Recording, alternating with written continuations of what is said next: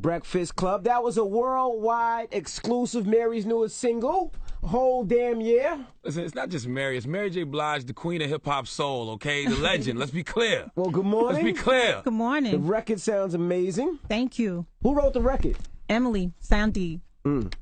Yeah. The pain seemed like it was there, but you know, it just seemed the record seemed dope. It seemed like a lot of females that are going through that pain. Yeah, is really gonna love that record. But you went through some pain too, so I did. Yeah, but I was on the other end of that record.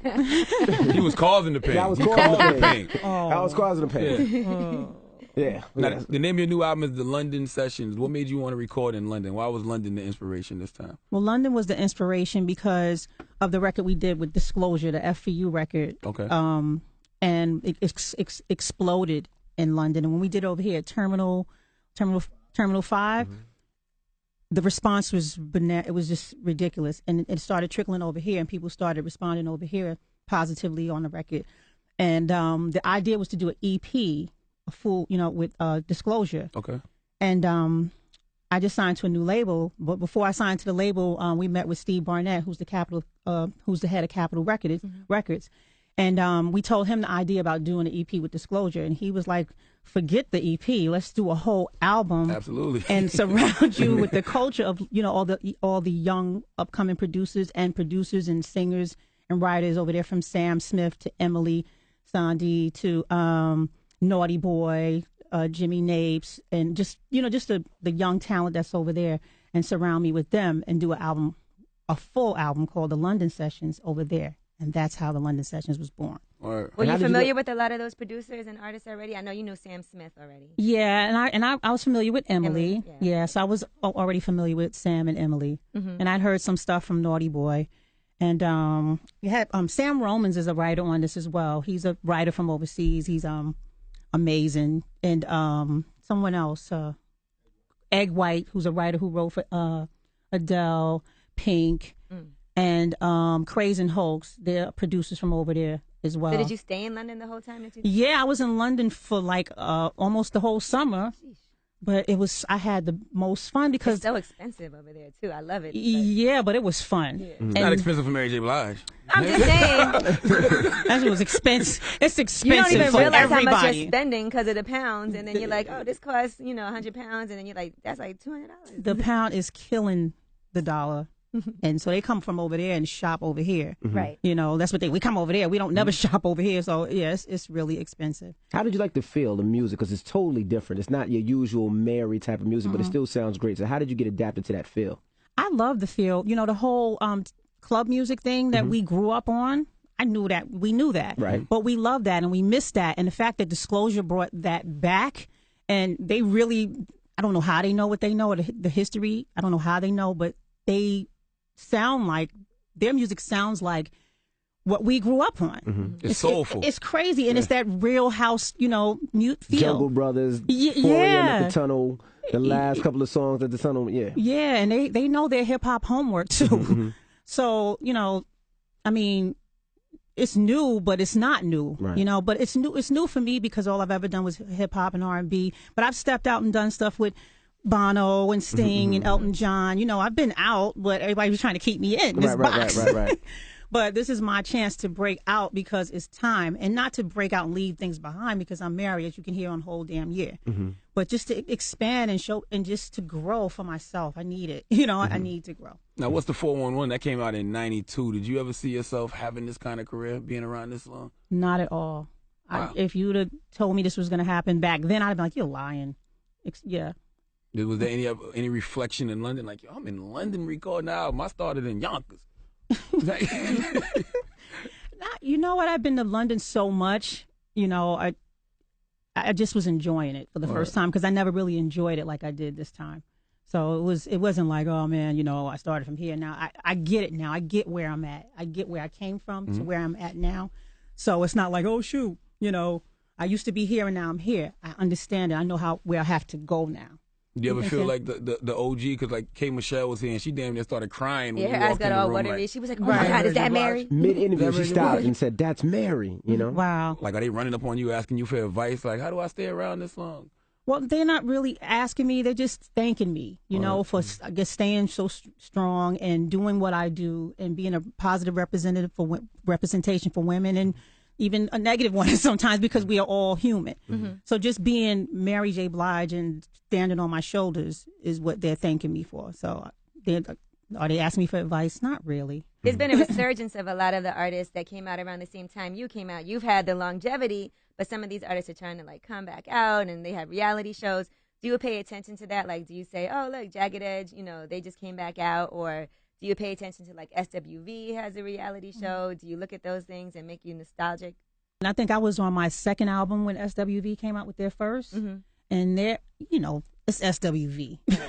So yes, I'm very nostalgic, you know, deep in a Week in the Knees. I'm So Into You. Those songs, I'm getting chills right now just thinking about them, because they gave us good times. And we have fun times. And Jagged Edge had great songs too. They had good, you know, songs where they sang to women, let's get married. What guys are doing that now? You know, so couple, respect.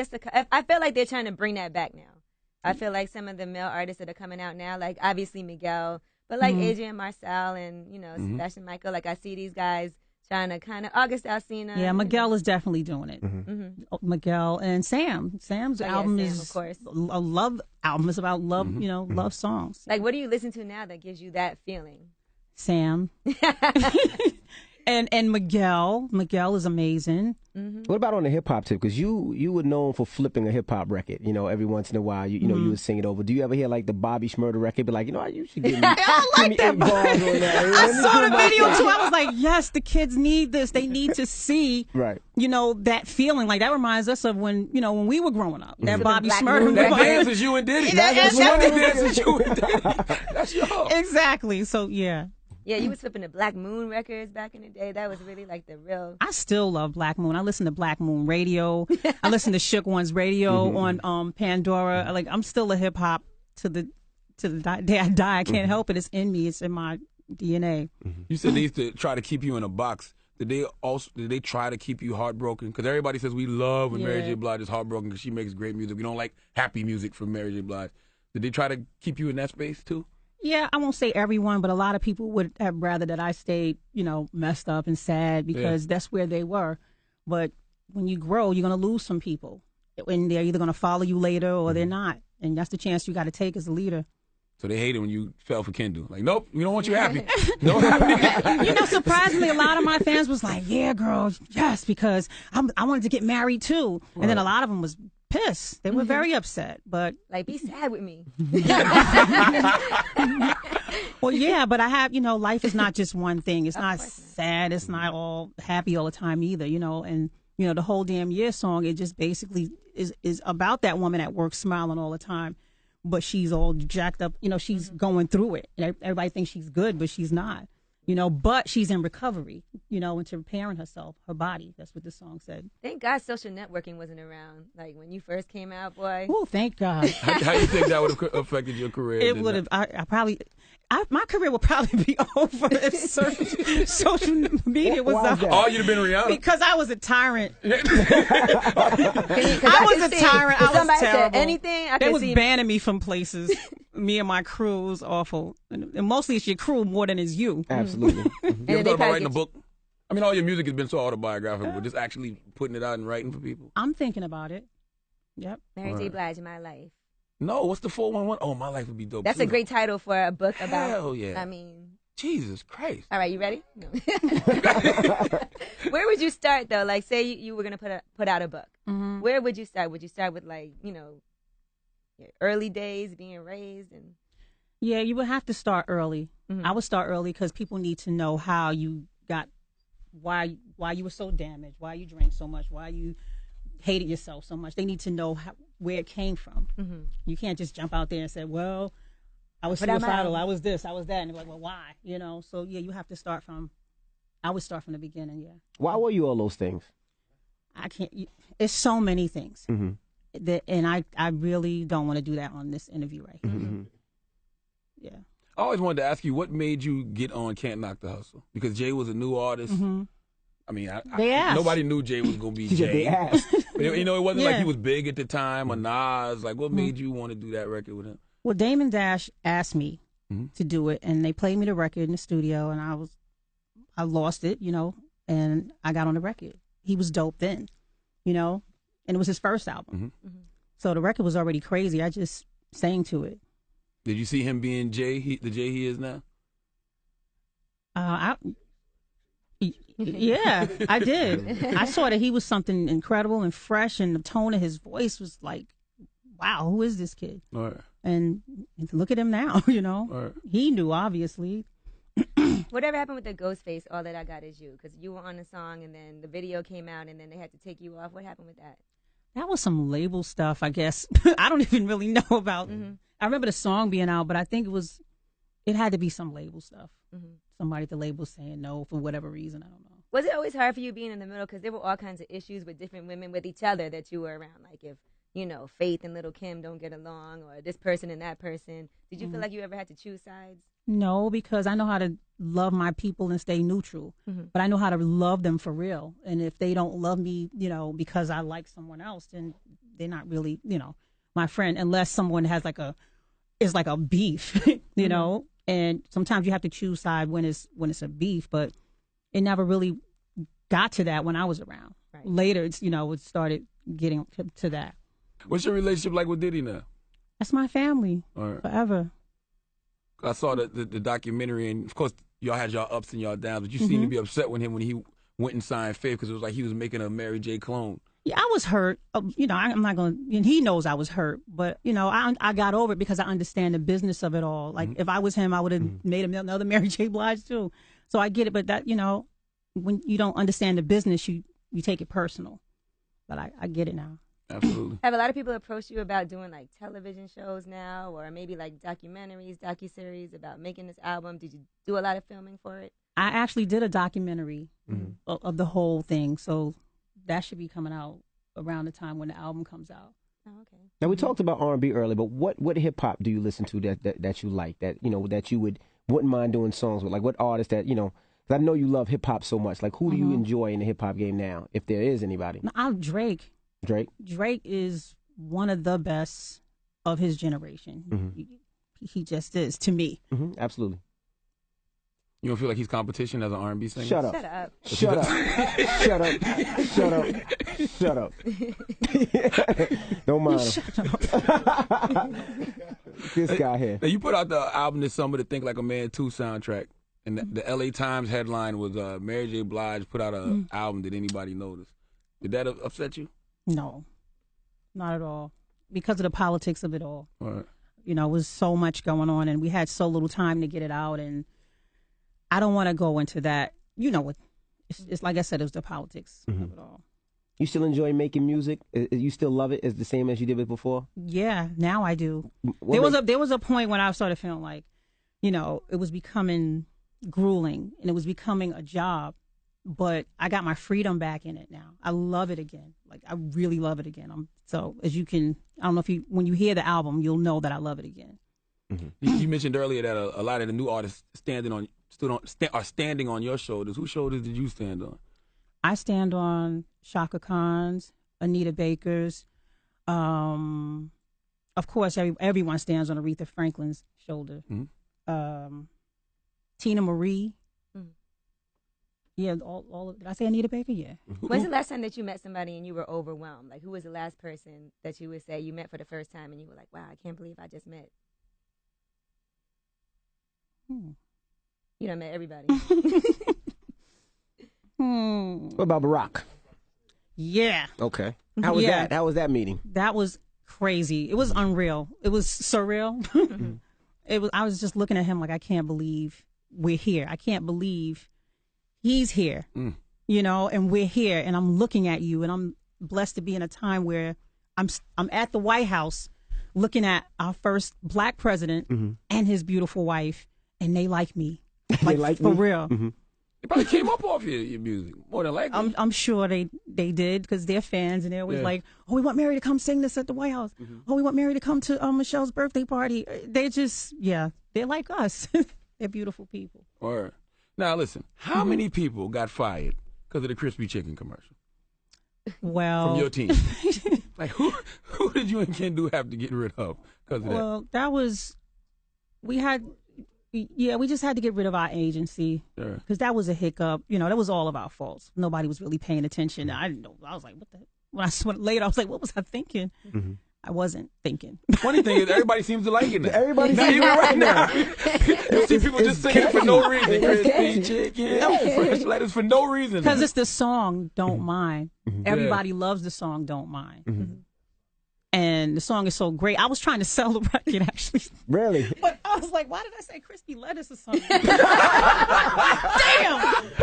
Well, nobody likes soggy lettuce. Get on the mic, Kendu. Come on, Kendu. Come on. The matter is, like, all honesty, when we signed up to do it, she was singing about a salad, Okay. and in the last minute, they were like, "Yo, we want to switch it to the sandwich, right? A crispy chicken sandwich," and we are on the set doing what we doing already, and my dumb ass, I missed the ball. I dropped the ball. Everybody was there. Vincent Herbert was there. Like, all my people was there. Chris Hicks. We all just, nobody paid attention until after. But then the really bugged out, right, is that somebody, I don't know if it's the agency, I don't know if it was Burger King, I don't know if it was whoever the hell it was, they actually edited that really fucked up. Like, where Mary says to somebody like, "Yo, what's in the chicken wrap?" Like, she says, because I'm telling you, we just found out to do it at that moment. So she asked somebody what's in it, and they took that soundbite and put it in it. It's almost like they was doing it on purpose. Yeah. You know what I'm saying? So it just was a mess. How was that argument at home with hubby that night? I know, because my wife would have been like, "You let me do that?" Got me thinking about chicken and I got real dark for a minute. I got real dark. I wanted to go under my bed, but I didn't have, I don't have an under, but I really wanted to get under there. But when I felt like I wanted to go under there, something was like, just get up. Just get up and just have the courage and go out there. Yeah, they laughing, they this and they that, and they just go, you a soldier, go do what you need to do. And sometimes have a sense of humor about things. Like, I couldn't have no sense of humor at that time because they was crucifying me, and I was like, I felt crazy. But, the thing that made me get over it was getting up and going dealing with the people to see what they really thought. And a lot of people was like, "We love you, girl." Excuse me, stuff happens, And I, instead of wearing black, I started wearing like bright yellows and oranges, and just trying to really pull it off. You can't be depressed over no chicken. Man. That's serious. The chocolate nuts, you know that. Now, It wasn't worth the sadness, though. is it hard for you, as far as being married to your manager, for you guys to turn off the business sometimes when you're together? Yes, it's very hard because I always want to know what's going on. Even when it's time to go to bed. Well, did you do this? And he's like, he's got the thing where he's scratching his head, and and I have to. It's hard to separate it. But I just want to know, as the artist, if he wasn't my husband, I'll be on the phone like, "Yo, what you doing?" Asking questions. So, Can y'all ever have just to go deal on with it. vacation and not talk about? Yeah, do y'all get a business? break? nope. No, she said nope. Nope, because it's all business for him too. He'll hear something like, "Yo, you need to go in the studio. This is the 8 bars. This is 7." It's like studio all the time with him, business all the time with me. So it's you can't turn it off. It is what it is. We know what it was. We knew what it was, and we're in it, and we respect what it is. You feel more pressure now, or more pressure back then? Because I always think of the answering machine skit on My Life when Diddy's like, "Yo, where you at? Yo, they said we can't do it again." Like, was that real? Was it real pressure at that time to do it again? I mean, Puffy said it on the, for me, I didn't care because I was like a young kid and I was free. So it didn't matter to me. But when Puff was like, "Yo, they say we can't do it again," I was like, "Word, that's what they saying?" It never even occurred. I didn't feel any of it.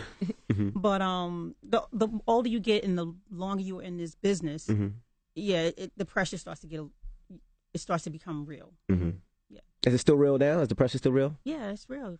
For what though? You don't got nothing to prove now. Nothing at Like all. nothing. You No, still it's put up not that you records. have anything to prove. You just want your fans to love what you do. You don't want to do all of this and for nothing. You want them to love what you do.